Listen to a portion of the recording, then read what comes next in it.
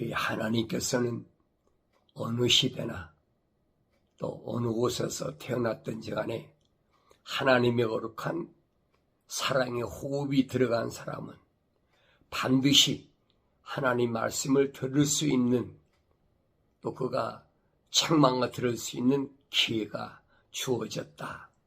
성경에는 빠진 것이 없이 그렇게 기록되었습니다. 그가 아수르에서 태어났든 애굽에서 태어났든, 그렇지 않으면 그가 바빌론에서 태어났든 성경에 다 기록되어 있잖아요. 그가 유다에서 태어났든 이스라엘에서 태어났든, 그가 태어났던 것이 중요한 것이 아니라, 어느 시대에 태어났던 것도 중요한 것이 아니라, 하나님의 거룩한 호흡이 들어갔느냐 들어가지 않았느냐, 성경을 보면은 그렇게 기록되어 있습니다. 그래서 빠진 것이 없이 기록되어 있다. 때로는 그 사람이 종살이도 하든, 그렇지 않으면은 포로로 잡혀갔든, 여러 가지 유형이 있잖아요. 사람이 살아갈 때 보면. 그런데 어떻게 살아도 하나님은 하나님 말씀을 들을 수 있는 기회가 주어진다. 직업도 마찬가지. 직업도 빌보 감옥에서 간수로 일하는 사람이 언제 회당에 가서 무슨 말씀을 들을 기회가 주어집니까? 안 주어지잖아요. 주어질 수가 없죠. 그러니까 내가 어떤 직업을 갖고 있든, 간수야, 직업이 간수니까 감옥살이 하나는 마찬가지지요. 그렇지만은 하나님께서는 반드시 그에게 말씀을 들을 기회가 주어졌다. 그리고 그가 회개하고 하나님의 자녀로서의 삶을 시작할 수 있는 그런 기회가 주어졌다 하는 것을 우리가 성경을 통해서 자세히 봐야 됩니다. 이게 아브라함 때도 마찬가지예요. 아브라함 때서부터 지금까지 쭉 보세요. 아브라함 집안에 아브라함의 씨들만 있습니까? 아니잖아요. 그러니까 하나님의 자녀들은 언제든지 하나님의 거룩한 뜻에 따라서 그렇게 하나님께서 나를 선택하셨다, 나를 조성하셨다, 그게 은혜예요. 그게 감사한 거예요. 아브라함에게도 약속하신 게 뭐냐? 너로 인하여 천하 만민이 복을 받으리라. 너로 인하여 천하 만민이 복을 받는다는 말은 천하 만민이 부유하게 된다는 얘기가 아니에요. 너로 인하여, 왜? 내가 믿음의 씨니까 너를 통해서 내 모든 삶을 통해서 천하 만민이 복을 받는다. 하나님이 간섭하시는 사람이 정해진다는 얘기예요. 그걸 알아들을 수가 있어야 되지. 그래서 이런 말씀을 올바로 듣는 사람이 어떤 삶을 사느냐, 하나님의 약속을 믿는 삶을 사느냐, 하나님의 약속을 믿지 못하고, 이렇게 하나님의 약속을 믿지 못하면 결과가 와요. 어떤 결과가 오느냐? 하나님의 약속을 믿지 못하면 명령에 순종을 하지 않습니다. 그런데 하나님의 약속을 믿는 사람은 하나님의 명령이 어떤 것이든 순종하는 것이죠. 그러니까 바빌론에 포로 잡혀갔던 그 많은 사람들이 몇천 명씩 포로 잡혀갔잖아요. 1차, 2차, 3차. 근데 그 중에는 제사장도 있고 선지자도 있고 별거 다 있잖아요.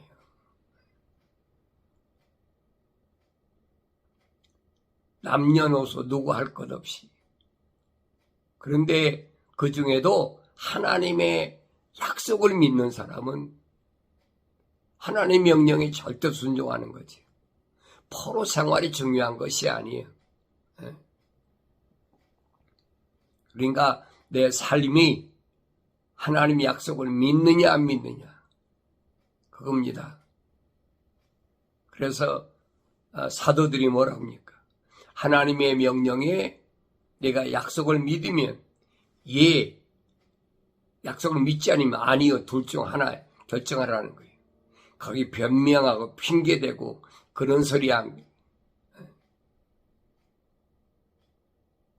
예 아니면 아니요, 두 가지밖에 없어요. 그런데 그때 상황이 어때서 그때 어떻게 돼서 누가 무슨 얘기를 해서 내가 그렇게 할 수밖에 없었습니다. 우리 가정이 대대로 이러이러한 가정이 있기 때문에 혈통적으로 그럴 수밖에 없었습니다. 그 백날 얘기해 뭐야 그 하나의 변명이 불과한 거예요. 뭐 그런 나는 뭐 개신교 가정에서 안 태어났습니까? 어려서부터 그래 어려서부터 아주 어려서부터 그렇게 하지 않으면 그게 잘못된 것으로 그렇게 인식되고 살아왔단 말이에요. 그렇다면 그렇게 가정에서 자랐는데 우리도 그래요. 10남매에 10남매 11남매인데 내 위에 형 하나는 어렸을 때 2살 때 죽었다고 그래. 난 뭐 형이니까 못 봤지만은. 근데 어렸을 때부터 어머니가 개신교 신앙이니까 내 기억으로는 그래요. 3살 때, 4살 때로 기억하고 있는데 그때는 새벽에 다 일어나서 새벽에 예배 드리고 저녁엔 또 하루 시골이니까 일과를 마치면 또 저녁 예배 드린다. 유대인들로 말하면 번제와 소제 드리는 거죠. 그런 가정에서 자라났다고요. 그러니까 그걸 벗어나면 이상한 거예요. 그러니까 동네에서도 친구들한테도 왕따 당하고, 왜냐면 개신교 가정이 우리 동네에 하나, 우리 어린애들은 친구들은 없었어요. 그러니까 그런 가정에서 태어나서 자랐더라도 그 하나에 모르지. 사춘기가 되면 또 제각각이잖아요. 뭐 배우는 거, 학교에서 배우는 거하고 성경에서 읽는 거하고는 전혀 다르니까. 그때 뭐 어렸을 때니까 창조가 어떻다, 진화가 어떻다, 뭐 그런 거 안 해요. 학교에서 진화론에 대해 설명하는데 그 시험 보여야 되니까 배운 대로 안 쓰면 또 뭐라고 합니까? 점수 안 나오니까 배운 대로 써야 되잖아요. 그런 속에서 자랐다는 얘기예요. 누구나 다 마찬가지. 가정이 똑같지는 않잖아요. 어떤 사람은 유교 가정에서 태어나기도 하고, 어떤 사람은 불교 가정에서 태어나기도 하고, 근데 그게 중요한 것이 아니에요. 하나님의 거룩한 사랑의 호흡이 들어간 사람은 반드시 하나님 말씀을 들을 기회가 주어진다는 거예요. 그런데 그걸 깨닫지 못하는 사람은 올바르지 못한 거지. 성경 전체를 보면 하나님께서 그렇게 계획하시고 또 행하신 일들이 성경에 전부 기록되어 있어요. 아브라함 때부터 그렇잖아요. 아브라함도 삼형제인데 아브라함이 맞이고 그 다음에 나홀이고 하란인데 하란은 죽었잖아요. 데라가 아들이 삼형제인데 아브라함만 하나님이 선택하셨다니. 아브라함에게 가나안 땅으로 가라고 명령하셨지 나홀에게 명령하셨습니까? 아니잖아요. 오히려 아브라함에게 내 고향 떠나고 친척 떠나고 아비를 떠나라. 다 떠나라는 거예요. 너 하나라는 거예요. 하나. 그게 무슨 말인가 알아야 되지. 아브라함뿐만 아니잖아요. 아브라함의 가정에 이삭도 마찬가지잖아요. 아브라함이 몸에서 처음에 난 것은 이스마엘이라고. 혈통적으로 이스마엘이잖아요. 그런데 하나님께서는 이스마엘은 종의 자식이기 때문에 아니라는 거예요. 이삭, 오직 이삭만이 사라의 몸에서 난 자만이 말입니다. 왜 그랬을까? 사라는 여자인데도 하나님의 거룩한 사랑의 호흡이 들어간 여자라는 얘기예요. 그러니까 남자, 여자 하나님이 특별히 분별해서 하시는 게 아니에요. 남자든 여자든 하나님의 사랑의 호흡이 들어간 사람과 들어가지 않은 사람이 그게 분별이 돼야 돼요. 성경에는 분별이 되어 있어요. 혈통적이야 똑같이요. 그러니까 이삭이라는 사람도 자기가 태어나고 싶어 태어났습니까? 천사가 명년 이맘때 아들을 낳을 테니까 내 아들 이름을 이삭이라 이름까지 져주잖아요.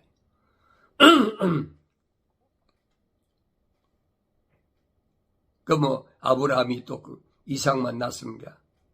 이스마엘과 이삭만 낳은 것이 아니 사라가 죽고 나서 구두라라는 여자를 만나가지고 또 아들을 6을 낳았어.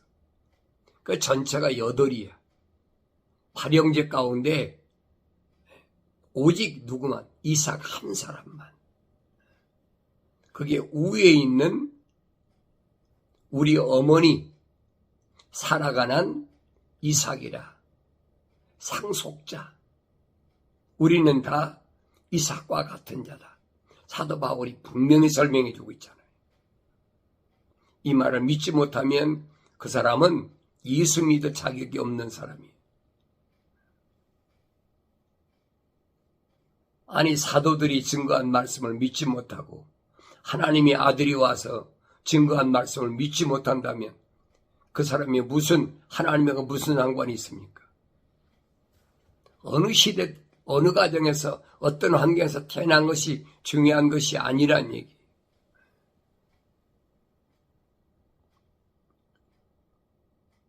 다윗도 보면은 베들레헴에 이세라는 사람이 있는데 그 사람도 아들이 8형제. 8형제 아들 가운데 위에 큰아들, 둘째 아들, 셋째 아들 보면은 사무엘이 기름 부으러 이세 집에 갔을 때 다 준수하고 잘생겼다고 그랬어요. 그런데 천사는 뭐라 그래? 야 아니야. 패세. 7명을 다 그냥 지나쳐 버리잖아요. 그게 사무엘이 기가 막히잖아요. 이세한테 말합니다. 내 아들이 이것이 전부냐? 이세가 생각할 때는 큰아들이나 둘째나 셋째나 넷째나 그때 다 청년이고 장성했으니까 그 중에 하나는 하나님이 선택했을 것이다. 이세의 마음인 그렇겠지요. 그게 사람의 생각이란 말이에요. 그래서 성경은 그러잖아요. 하나님의 계획은, 하나님의 뜻은, 하나님 생각은 사람의 생각과 같지 않다. 사람은 외모로 보고 판단하지만은 하나님은 외모를 보고 판단하신 분이 아니다.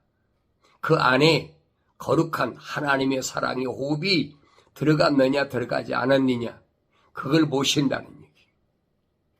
근데 우리는 눈에 보이니까 겉으로 판단하는 것이 거의 100%죠. 그러니까 사람이 혈통적으로 천한 집안에서 태어났다. 공부를 못했다. 학력이 경력이 형편도 없다. 소위 말하면 노동자다. 농부다. 무슨 일하는 일꾼이다. 그럼 우리 업신여기잖아요. 그래도 그 좋은 집안에서 태어나서 공부를 많이 한 사람이라면 그 정도면 될 거예요. 가문으로 보면 그 사람 학력이나 경력으로 보면 그럴 만해. 우리 그렇게 인식하잖아요. 성경은 아니란 얘기예요. 정반대예요. 그래서 성경은 내 생각은 너희 생각과 다르다는 거예요. 하늘 아래 피조물이 생각하는 것은 외모로 판단하려고 그래요. 잘나고 잘생기고 많이 배우고 훌륭하고 돈도 많고 백그라운드 좋고 그러면 지도자로서 쓸만하다고 생각하는 거지. 그게 유대인들의 사상이었어요. 유대인들뿐 아니죠. 누구나 하늘 아래 피조물이라면 다 똑같은 생각을 합니다. 근데 하늘에 계신 하나님께서는 너희는 사람을 외모로 보지만은 나는 사람을 외모로 보질 않아. 그 안에 들어가 있는 그걸 보고 있어. 그 안에 거룩한 하나님의 사랑의 호흡이 들어갔느냐 안 들어갔느냐. 7명이 이세의 아들이 다 지나갔는데 다 불합격이잖아. 네 아들이 이게 전부냐? 하나 있긴 있는데 더 덜해서 양치는 목동이 하나 있습니다. 그 소년이지요. 그러니까 데려와 봐라. 그러니까 사람을 시켜서 다윗을 불러오니까 자기의 그 큰아들, 둘째 아들, 셋째 아들 아무 늠름하고 얼마나 기골이 장대하고 튼튼하고 그런데 다 패스하고 지나갔는데 아니다 그랬는데 소년 다윗이 오니까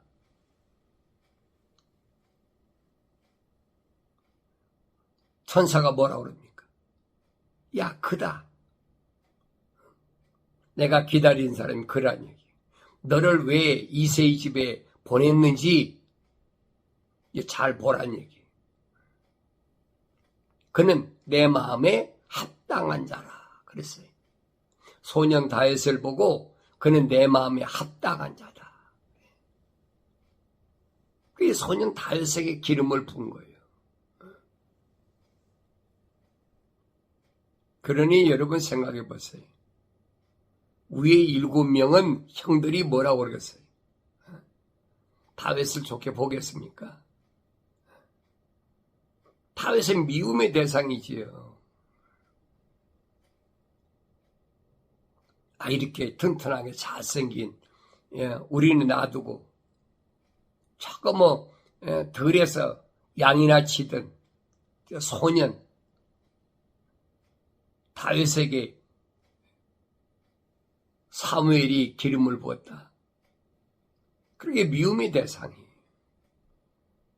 그러니까 아버지가 이새가 형들한테 먹을 것을 갖다 줘라. 요즘은 도시락이나 마찬가지 갖다 줘라. 심부름하고 형들한테 가니까 형들이 좋아합니까? 핀잔하잖아요. 왜 그러느냐? 그래요. 왜 그러느냐? 자세히 보라는 얘기예요. 그래서 성경을 구석구석을 자세히 보라는 얘기예요. 하나님이 선택한 사람과 하나님이 선택지 않은 사람과 한 가정에서 태어났는데도 갈라지게 돼 있어요. 얼마나 많은 형제 자매들 가정이 형제 자매들이 있느냐, 그게 중요한 것이 아니에요. 이 주님이 말씀하시잖아요. 주님도 그 요셉의 가정에서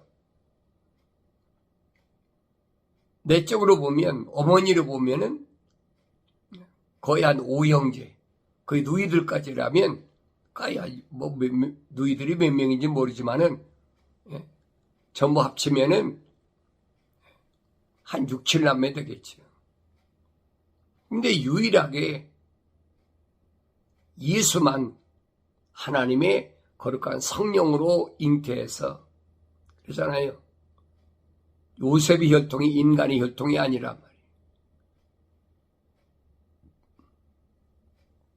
그래서 마리아의 몸에서 났다. 성경은 마태복음 자세히 기록되어 있잖아요. 근데 그걸 못 믿으면 할 수가 없어요.